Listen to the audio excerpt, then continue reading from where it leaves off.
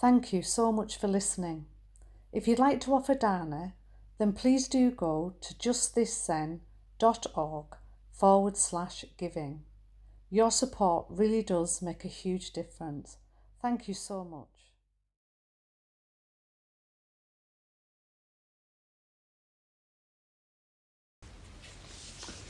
Good morning.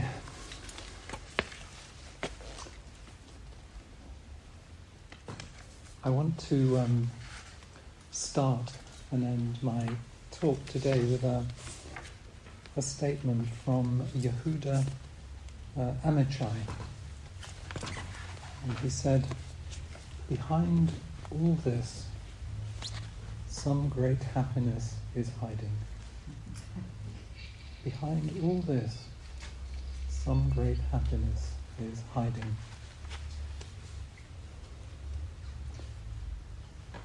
I was wondering this morning when I heard people greeting each other very warmly in the hall, whether the sound disturbs the silence and leaves a trace, or whether the sound gets absorbed by the silence and leaves no trace.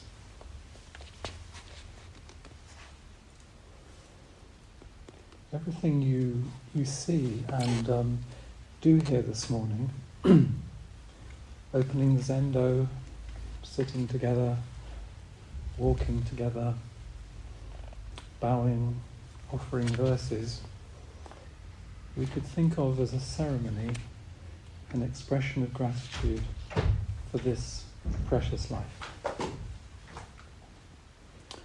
And we're invited in this practice to do something together, not believe anything.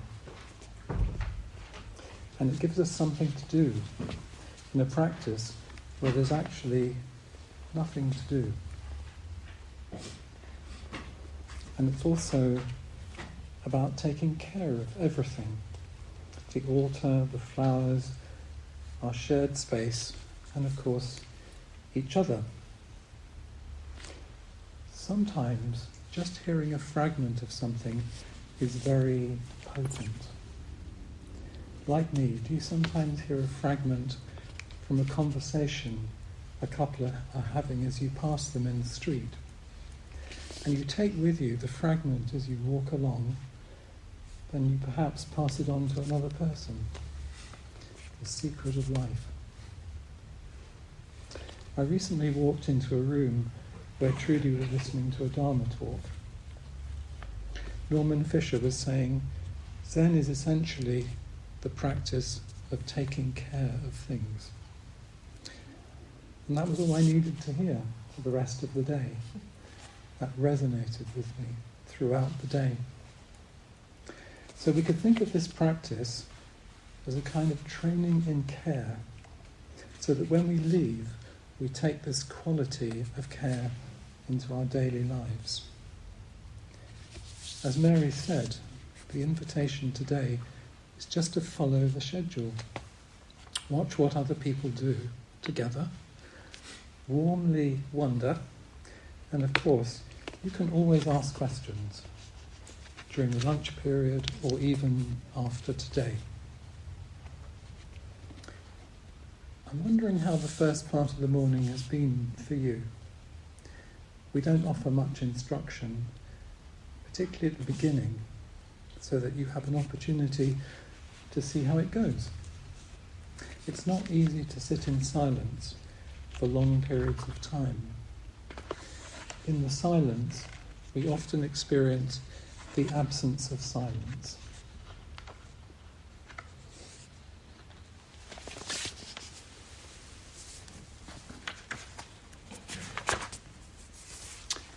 The absence of silence in our minds.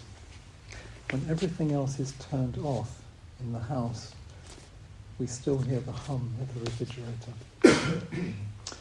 So one guidance is to allow your eyes just to be gently open when sitting, to support yourself to be fully present in this room with others. There is actually nothing to achieve and nowhere to go in this practice. And of course, it's okay to softly close your eyes from time to time. Also, it's not an intense staring at the floor. It's more of a gentle, wide awareness of the room and the vast space beyond, and that you're sitting with others, so that you know that if someone comes to sit next to you, you're awake enough to bow to them, to welcome their presence. John Dado Laurie said, "It is the direct pointing to the mind that is the teaching of Zen. It is the direct pointing to the mind that is the teaching of Zen. Everything else is decoration." So now we have two perspectives on Zen practice to become intimate with: taking care and the mind. And today I want to bring these two together in caring for the mind and caring for our minds. There is a poem by Norman McCaig entitled An Ordinary Day. I'm going to read you the beginning and the end of the poem. It begins, "I took my mind a walk, or my mind took me a walk, whichever was the truth of it. The light glittered on the water, or the water glittered in the light." And it ends, "And my mind observed to me, or I to it, how ordinary, extraordinary things are, or how extraordinary, ordinary things are, like the nature of the mind and the process of observing." And to contextualize the first 5 lines of the poem for our time together today, "I took my mind to a Zen day, or my mind took me to a Zen day, whichever was the truth of it.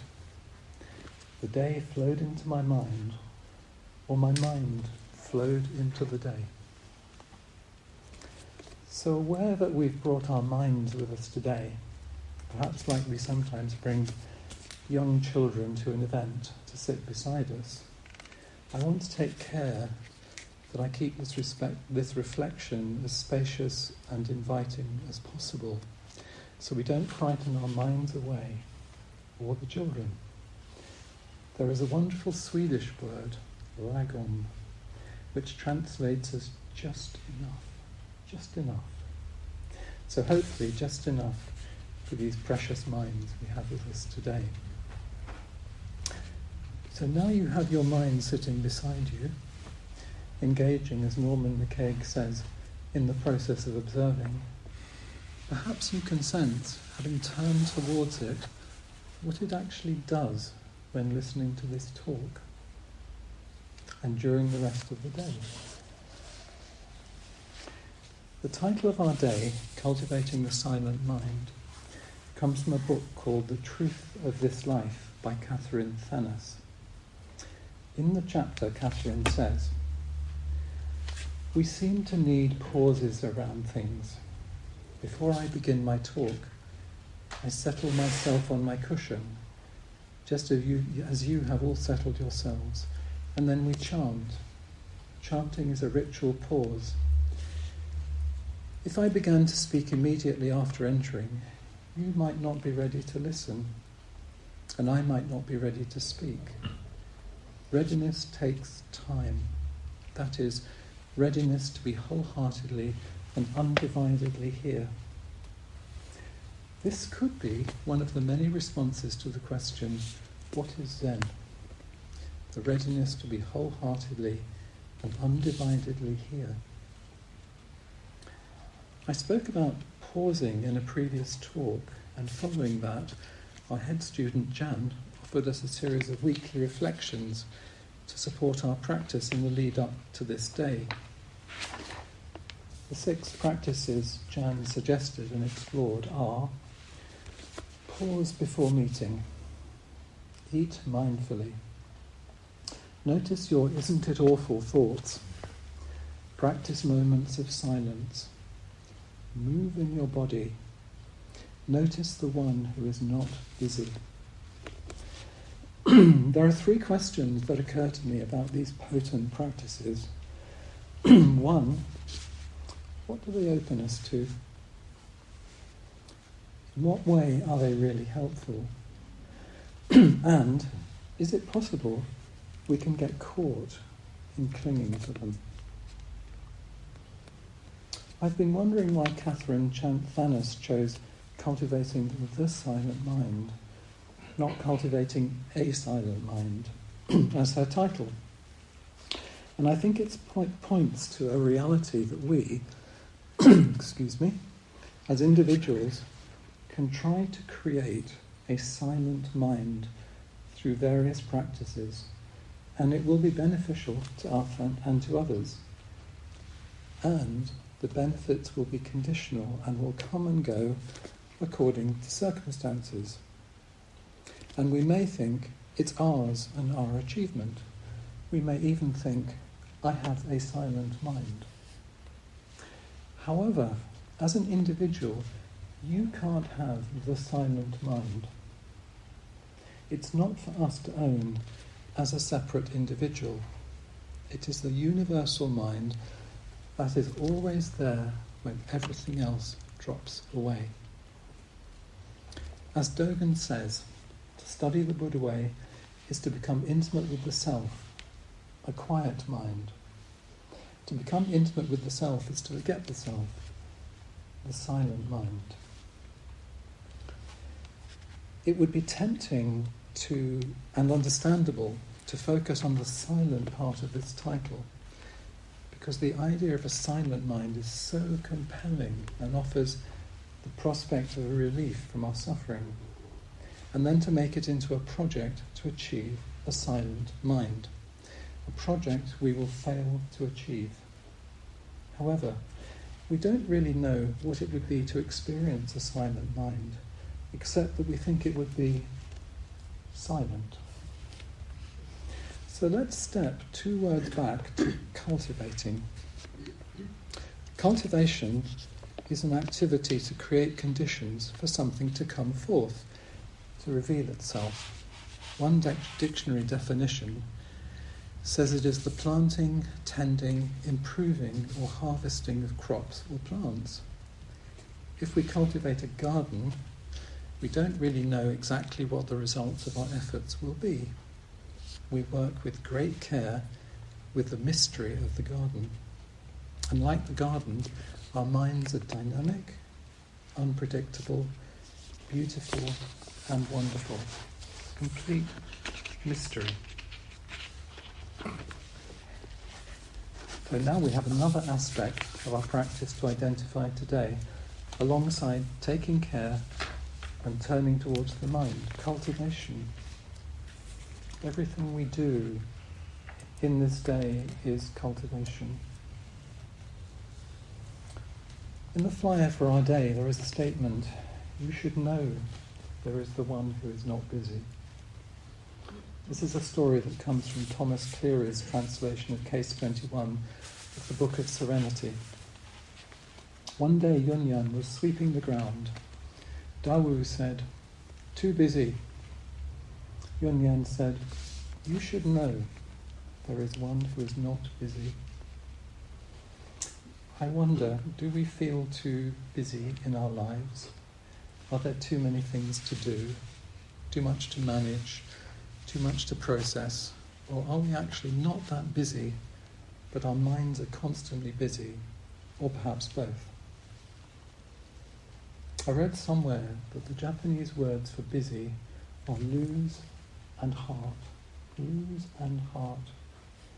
I wonder if our internal busyness is when we lose heart, and meeting it fully, right in the middle of an activity, is a way of opening our hearts. Catherine Thanos says, Yunyan was referring to the deep, quiet mind that is always present, even in the midst of activity. In this story, that settled mind is called the one who is not busy. Do you know that mind? How to find it? even in the midst of being busy. That mind is always, always with us. I think here she is referring to what Suzuki Roshi referred to as big mind, this vast, spacious mind that includes everything. So through practice, we're cultivating the conditions for a spacious mind, the deep, quiet mind that is always present. We don't have to effort to create it, we simply have to allow it to appear. Catherine Thanas goes on to say,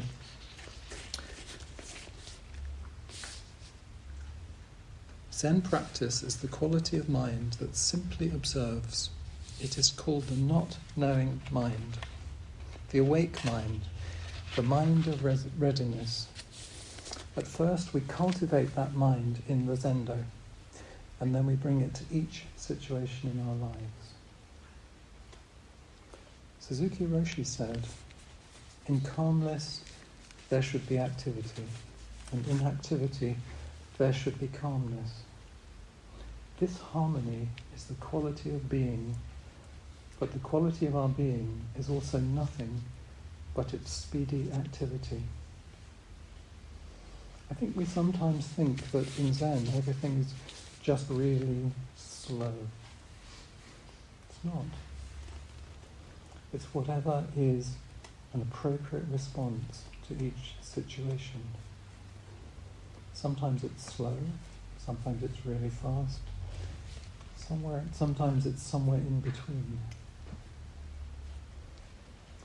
Dogen was once asked, what is the mind of enlightenment? And he said, it's this soft, flexible mind. This soft, flexible mind.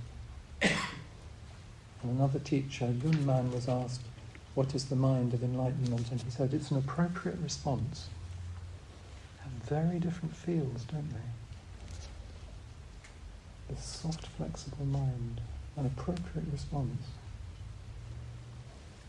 And Dogen also said, it's intimacy with all things. Intimacy with all things. There was once a Zen teacher who was due to visit a school. The school made careful plans so that everything and everyone would be perfect at the time of her arrival. Her travel plans were disrupted so that she arrived a little late, and the careful preparations the school had made were less perfect and beginning to unravel than they were half an hour ago. The head teacher apologised, saying, everything isn't quite as we'd hoped it would be for you. The teacher replied, thank you, it's fine. You learn a lot about people during transitions. So there's a challenge here. It's quite easy in some ways to go through this day with its clear preparations, its clear guidelines. But what happens when you go out into the world and it's how it is? How do we respond appropriately to each situation as much as we can? And as we approach lunchtime, a little later, we're going to move from a formal setting here into a less formal setting in the social room. So we'll have an opportunity to enjoy warm company and conversation, which will be lovely. We live our lives in constant transition, and it may seem to us at this time that we live in a particularly intense time of transition. So a practice today would be to be aware how we experience the transition from here through lunch and back to the Zendo for the afternoon session.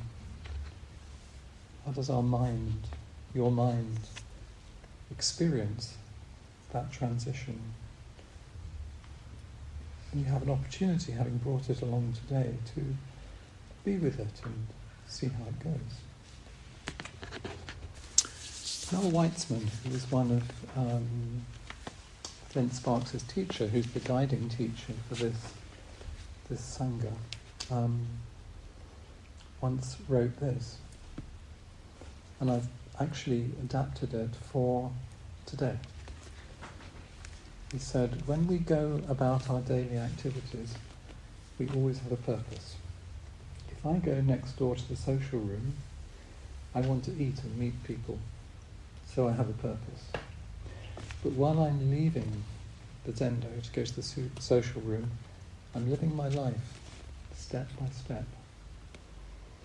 Life is a movement and a rest. In our practice, we move and rest at the same time. Within our movement is perfect stillness. Stillness and movement are the two aspects of this life. Life is a movement and a rest. In our practice, we move and rest at the same time. Within our movement is perfect stillness. Stillness and movement are the two aspects of this life. And to take that a little bit further, moving from this small mind, I have a still mind, to big mind.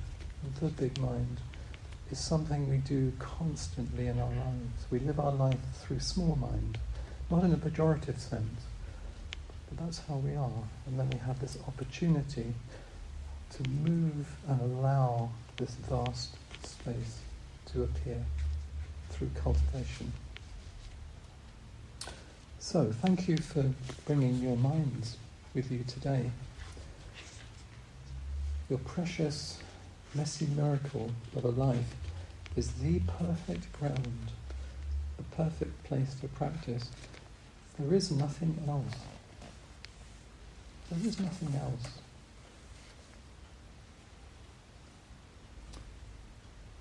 To repeat Yehuda Amachai, he said, behind all this, some great happiness is hiding.